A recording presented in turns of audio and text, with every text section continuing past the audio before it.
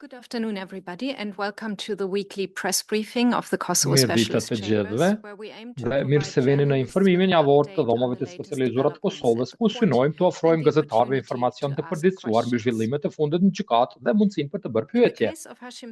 Në çështjen gjyqësore të Hashim Thaçit, Kadri Veselit, Recep Selimit dhe Jakub Krasniqit, në 23 tetor, trupi gjykues urdhëroi shkurtimin e afatit për dorëzimin e kërkesave për pranimin si prova të gjitha materialeve që nuk kanë të bëjnë me dëshmitë e dëshmitarëve.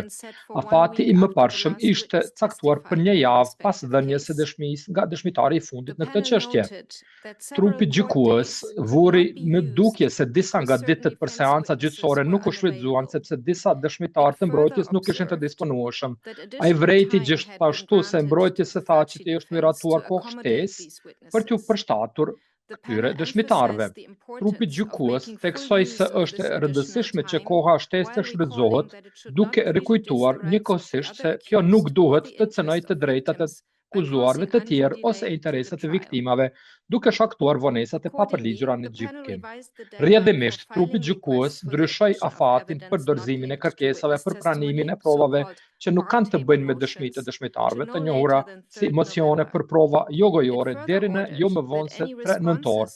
Ai urdhëroi më tej që përgjigjet ndaj këtyre mocioneve të dorëzohen më 10 nëntor. Trupi gjykues theksoi se në qoftë se mbrojtja tregon arsye bindëse për parashtrim të mocioneve shtesë për prova jo gojore pas 3 nëntorit 2025, ai do të shqyrtojë ato kërkesa me kujdesin e duhur për të shmangur dëmin ndaj mbrojtjes.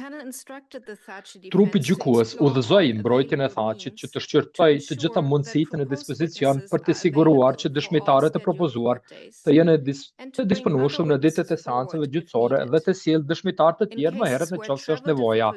Në rastet kur vështirësia për të udhëtuar mund të shkaktojë vonesa, trupi gjykues sugjeroi që të merret parasysh mundësia e dhënies së dëshmisë nëpërmjet videolidhjes. Mbrojtja e Thaçit urdhërua të jap informacion të përditësuar në lidhje me këtë përpjekje deri të mërkurën 29 tetor. Në 28 tetor, trupi gjykues miratoi një kërkesë të mbrojtjes së Thaçit për të shtuar disa dokumente që lidhen me deklaratat e 2 dëshmitarëve në listën e vet të provave materiale.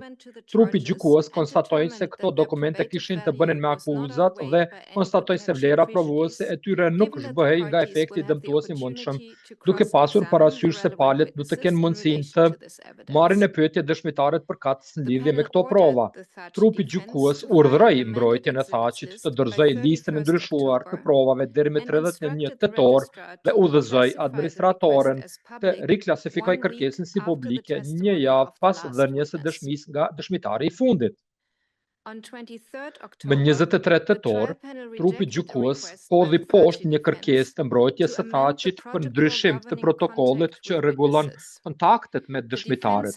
Mbrojtja kishte argumentuar se, me që prokuroria ka përfunduar paraqitjen e provave, ajo do të kishte ngërkesë proporcionale në krahasim me prokurorinë dhe të bashkakuzuarit e zotërisë Thaçit në çështjen gjyqësore për ndyrje ndaj dëshmitarëve, në qoftë se ajo duhet të vazhdojë të përbahet protokollet në kontaktimin e dëshmitarëve që japin dëshmi në të dyja çështjet. Trupi gjykues rikujtoi konstatimet e tij të mëparshme se ky proces është zhvilluar në një atmosferë të ndërhyrjes ndaj dëshmitarëve dhe frikësimit të tyre, dhe rreziku i ndërhyrjes ose i tërheqjes së dëshmive nga dëshmitarët nuk mund të eliminohet plotësisht edhe pasi të kenë dhënë dëshminë ata. Trupi gjykues thekson më tej se kundër zotërisë Thaçit janë ngritur akuza për vepra penale lidhur me ndërhyrjen ndaj dëshmitarëve, duke pasur parasysh se gjykimi ende vazhdon. Trupi gjykues vendosi se garancitë dhe mbrojtjet e përcaktuara në protokollin për kontaktet vazhdojnë të jenë të domosdoshme dhe të vlefshme për këtë çështje. Në çështjen gjyqësore të Hashim Thaçit, Isni Kilajt, Bashkim Smakajt, Fadil Fazliu dhe Haredin Kuçit, lidhje me pretendime për ndikim të paligjshëm ndaj dëshmitarëve, me 28 tetor, paneli i apelit vendosi mbi apelet e zotërisë Thaçit kundër vendimeve të gjykatës së procedurës paraprake mbi mocionet paraprake të mbrojtjes së Thaçit për jurisdiksionin dhe shtyrjen dhe veçimin e procesit.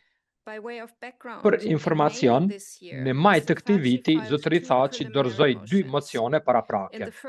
Në të parin, ai kërkoi shtyrjen e gjykimit deri në përfundimin e procesit në çështjen për krime lufte, sepse kryerja e 2 gjykimeve të njëkohshme kundër tij do të rezultonte në konstatime përkuese dhe do të shkelte të drejtën e mbrojtjes për gjykim të drejtë, duke argumentuar se vonesa do të pengonte të drejtën për gjykim të shpejtë dhe bashkuakuzuarve të tij. Ai kërkoi po ashtu që çështja e tij të veçohet nga ajo e të bashkuakuzuarve. Në mocionin e dytë, ai kundërshtoi jurisdiksionin e gjykatës së procedurës paraprake, duke parashtruar se të gjitha aspektet që lidhen me çështje gjyqësore për krime lufte duhet të trajtohen nga trupi gjykues që gjykon atë çështje. Ai kundërshtoi gjithashtu ligjshmërinë e praktikës që i njëjti person të shërbej si gjykatësi vetëm dhe gjykatësi procedurës paraprake në këtë çështje gjyqësore. Gjykatësia e procedurës paraprake i hodhi poshtë 2 mocionet paraprake duke theksuar se këto 2 çështje janë qartësi të veçuara sepse kanë të bëjnë me persona të akuzuar të ndryshëm, vepra penale të pretenduara të ndryshme dhe kuadër kohor të ndryshëm. Lidhje me rolin e saj të dyfishtë gjykatëse vetme dhe gjykatëse e procedurës paraprake, ajo shpjegoi si saktimi i gjykatësve është kompetencë vetëm e kryetares. Në qoftë se mbrojtja e tha që besonte se kishte arsye për heqjen e saj, duhet të kishte ndjekur procedurën e përcaktuar në rregullorin e procedurës dhe të provave, duke ngritur këtë aspekt drejt për drejt para kryetares brenda fatit të caktuar. Në vendimin e tij të fundit, paneli i apelit konfirmoi plotësisht arsyetimin e gjykatës së procedurës paraprake në të dyja vendimet, duke konstatuar se mbrojtja tha që nuk kishte arritur të vërtetonte ndonjë gabim në konstatimet e saj. Kjo është e gjitha nga unë. Nëse keni ndonjë pyetje, jam më së gatshme të përgjigjem në to.